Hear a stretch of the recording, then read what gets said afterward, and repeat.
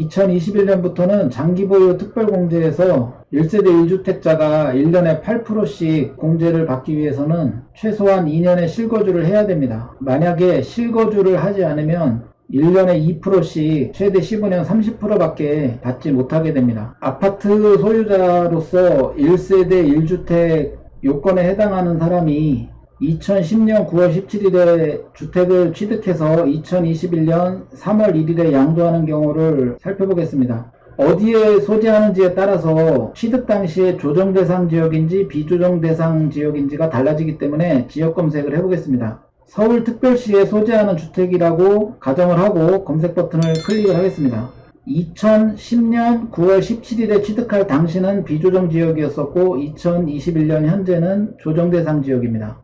2021년 3월 1일에 15억 원에 해당 아파트를 양도를 한다고 가정하고 2010년 9월 17일에 최초에 취득한 가액이 7억 원이라고 가정하겠습니다. 그리고 필요경비를 취득가액의 2%인 1,400만 원이라고 가정하겠습니다. 그리고 거주기간은 2년 미만 거주로 선택을 하고 양도소득세 계산 버튼을 눌러보겠습니다.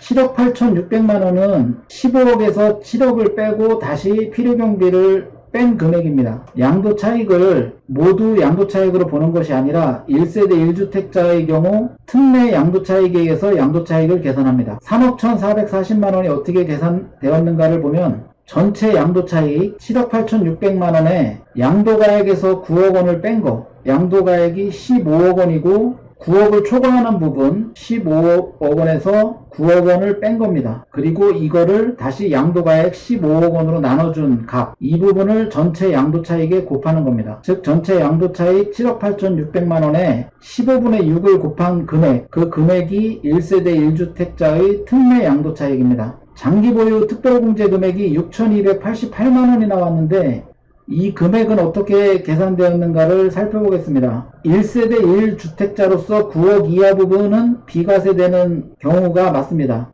취득 당시 비조정 지역이었고 2년 이상을 보유를 했기 때문에 9억 이하 부분에 대해서 비과세되는 것이 맞습니다. 장기보유 특별공제는 1세대 1주택 요건과 별개입니다. 2021년 양도분부터는 장기보유 특별공제에서 1세대 1주택자가 1년에 최대 8%를 받기 위해서는 2년 이상을 거주해야 됩니다.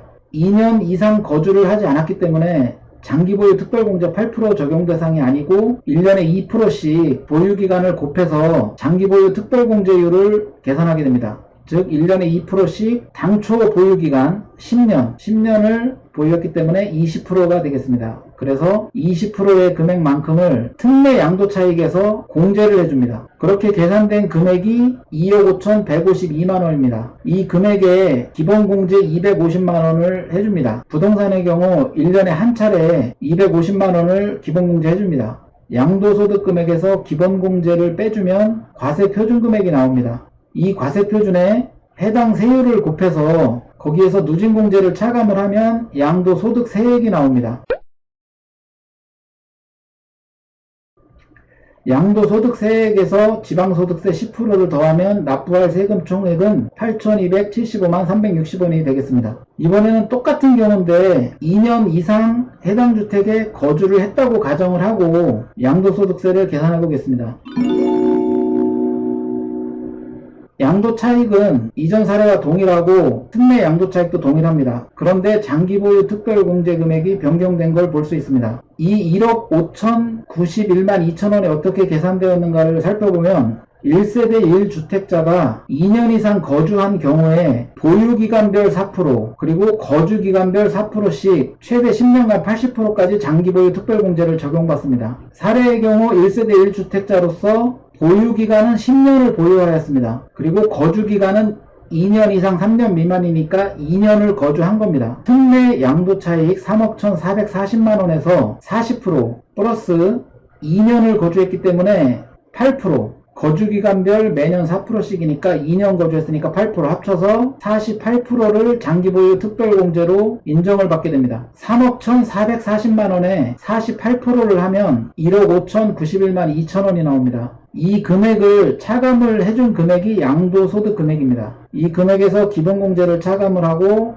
과세표준을 구했습니다. 그리고 세율을 곱한 다음 누진공제 금액을 차감을 하면 양도소득세액이 나옵니다. 여기에 지방소득세 10%를 더해서 최종적으로 납부할 세금 총액이 나오게 됩니다. 이번에는 똑같은 사례인데 해당 주택을 10년간 보유를 했고 10년간 거주를 했다고 가정하겠습니다. 그리고 양도소득 금액을 계산해 보겠습니다. 아까 사례와 똑같이 특례 양도차익은 3억 1,440만원이 나옵니다. 그런데 장기보유 특별공제 금액이 2억 1,152만원을 인정받게 됩니다. 이 금액이 어떻게 계산되었는지를 살펴보겠습니다. 1주택자 양도차익에 대해서 거주기간별로 매년 4%, 보유기간별로 매년 4%씩 최대 10년간 80%까지 장특공을 적용받게 됩니다. 보유기간 10년에 대해서 1년에 4%씩 더하기 거주기간 10년에 대해서 1년에 4%씩 총 80%를 공제받게 됩니다. 1세대 1주택자의 특례 양도차익이 3억 1,440만원인데 거기에 80%를 곱하면 2억 5,152만원이 나옵니다. 이 금액을 차감을 하면 6,288만원이 양도소득금액이 되겠습니다. 기본공제를 차감해주고 과세표준금액이 구해집니다. 과세표준금액이 6,038만원이면 세율은 24% 구간에 해당됩니다. 그리고 그 세율에 해당되는 구간에 누진공제액을 차감을 해주면 양도소득세액이 나옵니다. 양도소득세액에 지방소득세 10%를 더해서 납부할 세금 총액은 1,019만 8,320원이 되겠습니다. 2020년 12월 24일에 기획재정부에서는 1주택자의 9억 이하 비과세 부분을 판정할 때 보유기간 및 거주기간을 어떻게 볼 것인지에 대해서 문서를 발표하였습니다. 2021년 1월 1일을 기준으로 해서 1주택자인 경우는 과거의 매매 이력에 상관없이 당초의 취득일부터 보유기간과 거주기간을 기산한다고 하였습니다. 그 이전에는 기획재정부에서 어떻게 해석을 했냐 하면은 2021년 1월 1일 이후에 1주택자 하더라도 9억 이하 부분을 비과세 판정할 때, 즉 1세대 1주택자의 비과세를 판정할 때 보유기간과 거주기간은 최종적으로 1주택이 된 날로부터 보유기간과 거주기간을 기산한다고 하였었습니다. 지금 사례의 경우 2014년 5월에 A주택을 취득을 했고 2019년 2월에 B주택을 취득을 했습니다. 그리고 나중에 취득한 주택을 먼저 양도를 하기 때문에